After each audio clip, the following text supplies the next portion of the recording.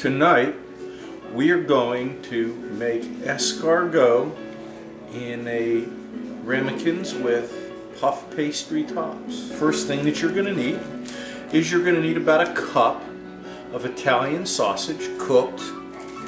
You will need about, well, the recipe calls for 4 tablespoons of unsalted butter, but trust me, you'll use the whole stick. You can't go wrong with butter. The recipe calls for 1½ cloves of garlic, but 1½ is, if 1½ is good, 2 is going to be better, right? You'll also need some shallots. The recipe calls for 1, but these are kind of small, so I usually use 2 on that. You'll need 4 ounces of white wine, and for this recipe I've chosen my Paradise Oaks white wine, homemade. You'll need ½ cup of fresh parsley. You'll need 1 can of snails. You'll need ½ teaspoon of herbs of Provence, 1/4 teaspoon of black pepper. You'll want to use just a little salt to taste, and you'll need a 1 can of mushrooms, or pretty much the better part of this, 3/4 or so of that container of mushrooms will work. And you'll need an egg, which is not actually used in the mixture. It's used as a paste to glue the puff pastries to the ramekins. You'll need clam juice, little cornstarch. You also need the puff pastry lids to cover. Step 1 is going to be to boil the sausage, the Italian sausage, in beer. The next step is you want to start thawing out these puff pastries. If you try to do this while they are still frozen, they break apart, and if you let them thaw out too far, they get all sticky and they stick to each other, and just it's a mess. So you want to open this up fairly early, about your second step, and let them kind of start to thaw. Now everybody kind of has their own way of how they like to prepare garlic. This is the method I like. I like to lay it flat, kind of crush it a little bit, and then all the skin just kind of falls right off like that. And then you've got this much garlic, and I just like to cut that little chunk off of there so that it's not into everything. Another thing I like to do is, before you start getting the pots and pans all cooking and actually cooking, is to do all the prep work first. It kind of takes really the majority of the time is the prep work, but once it's done, then all the fun part. You just put all the ingredients together, get to taste it. The next step is to prepare your ½ cup of parsley. Now, some folks just use the stems and the whole shoot and match in the parsley, and I guess that's probably okay. Some folks might even say that that's the proper preferred method to do it. However, I kind of like to get rid of the stems. That looks like about ½ cup to me, and you're going to want to chop it up, and you just go ahead and mash it all up like that, get it all kind of in a ball, and then chop it just like you want it, finely chopped. The next thing you need to prepare is your shallots. They kind of prepare like an onion. They make you cry just like an onion. Got to get the skin off of it, get them all ready to chop up. And you want to chop these bad boys up very, very finely. Okay, and the way I do it is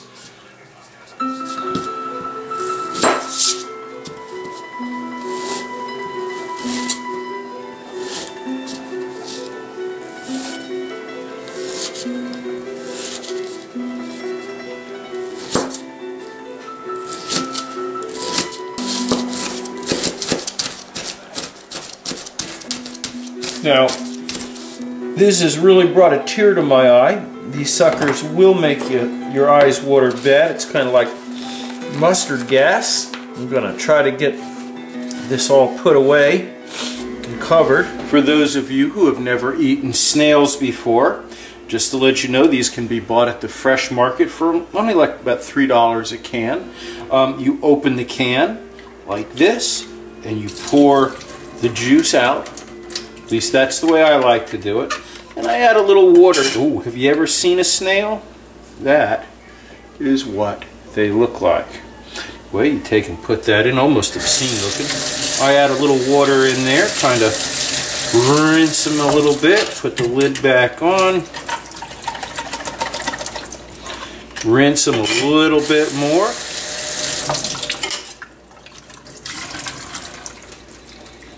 There you go. Now the snails are ready to be put into the mixture. I just take three of the sausages is about what I usually use, and then I like to cut it up in just about mouth-sized chunks, just like that. Add a little butter in there because that's what you're gonna fry everything up. Now all these use unsalted butter. That way it doesn't have the tendency to scorch. I usually start by adding the shallots and let them start getting good and clear. Next, you'll want to add your garlic in there. This is easily done with this really cool garlic press that I have.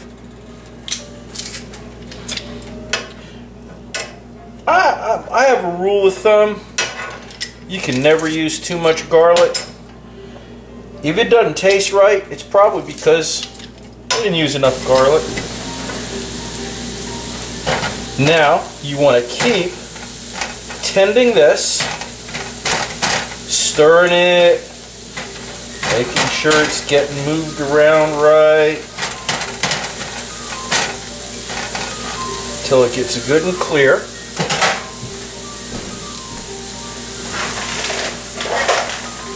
This would also be the time that you add mushrooms. Good mushrooms.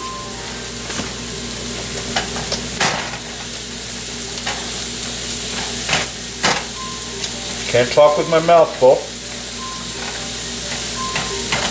I'm going to let all that stuff saute and the flavors to kind of work together.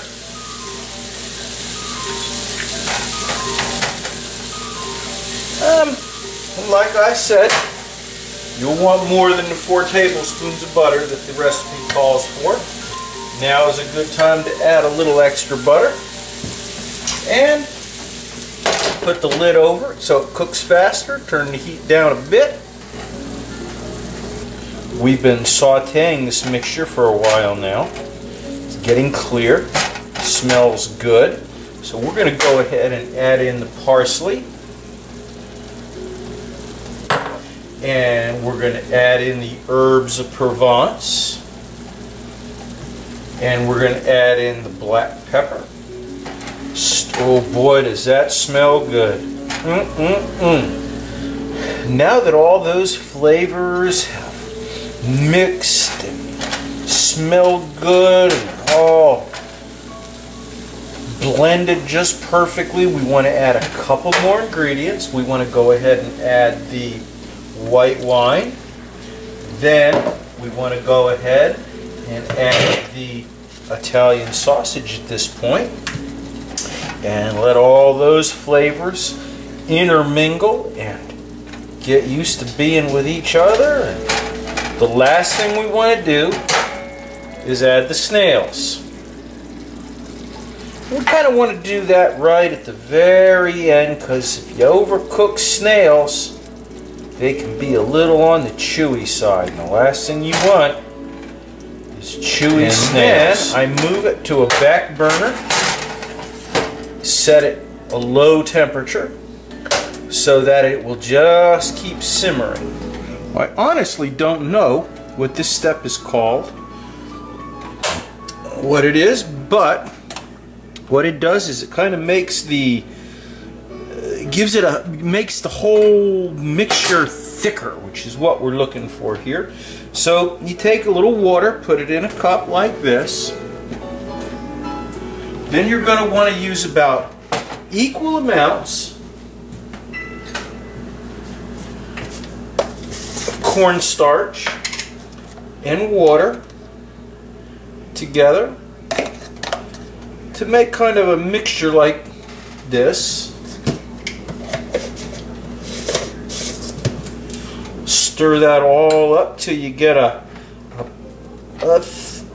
relatively thin consistency. Mix that up in the water. You can see just about like that. Next, you will add the clam juice. You want to get it warmed up. You can see that this clam juice is starting to get warm now. So you want to add a little bit of this cornstarch just to start thickening up the clam juice. Takes a little while to do it, but this is an important part to this recipe, because you want to thicken up the whole mixture of flavors and ingredients. You'll know when the clam juice is just thick enough, because it will just form a film on the back of the spoon. Keep it stirring. Maybe add a little bit more of this.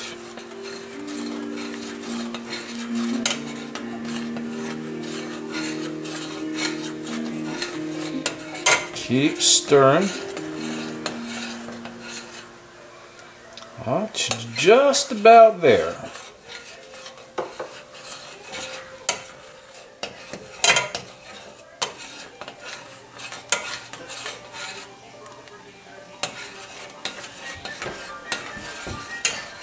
Maybe add a little bit more. I'm kind of one that likes to go the thicker the better.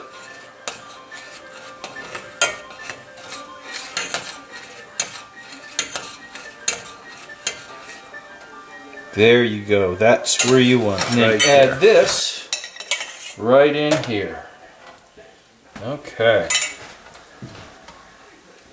Now I'm going to take and leave this on low heat. Try to thicken it up a tad bit. Let it sit here uncovered.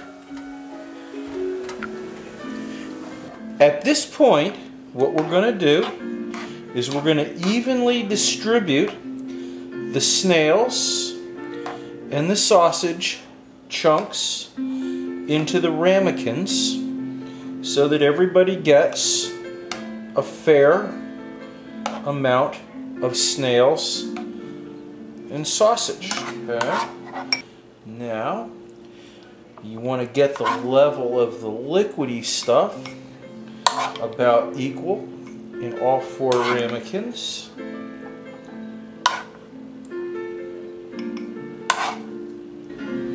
Now we're going to start the really messy part, and that's where we have to deal with some of this flour. We put a little bit of flour on my nice piece of marble that I use for the puff pastries. And what we want to do with this is we want to make this kind of smooth, and you want to work it out, make it a little bit bigger so that it'll cover all your ramekins and kind of get rid of those little creases and the holes. This is real important that this is airtight when it's on the ramekin. and we'll mention that a couple more times, but the gases build up in this from the oven, and it will puff the pastry up, which is the exact results that we're looking for. So you don't want to have any holes in this pastry. So you don't want those gases to escape and have it not puff. So I think we've got this spread out good and got all the stuff married together just about the way we want it. So we'll lay that down. The egg is going to be the paste that kind of glues the pastry to the ramekin. This is very important. This phase is very messy, and also very important. One of the ramekins that's we have on the shelf.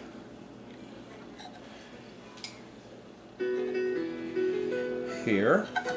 I'm not very neat about that, and well, I should be, but I'm not. So then you reach over here, grab your escargots, and you use this egg mixture. As you can see, it's very messy. You want to get the whole thing sealed real good. This is just so critical. You do this right and the project turns out good. If you do it wrong, you got a mess, a total failure.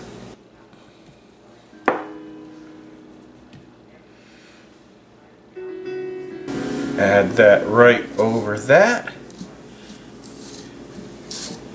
And you want to make sure that is glued down solid. Okay, and then move it off to the side. The last step before you put them into the oven or into the refrigerator is to gently coat the top of each of the puff pastries with a very small amount of egg yolk, and this will cause it to brown nicely in the oven. At this point, the escargots are ready to go in the oven. Now you'll see I've got 3 of them placed on a cookie sheet for the oven. The 4th one, since there's only 3 of us, I'm going to freeze, and then I'll be able to heat that up at a later time in the oven. They freeze very well. You just have to put them straight from the freezer into the oven. Now we're going to go ahead and put them in the oven at 375 degrees, and we'll put them in there for about 25 minutes, and then we'll take a look at them and see if they've started to brown at the top. So that's how we know. We'll just slide them right in here. I'm looking at our escargots through the oven window, and boy, do they look nice. Just about ready to take them out. And there you have it. The finished product.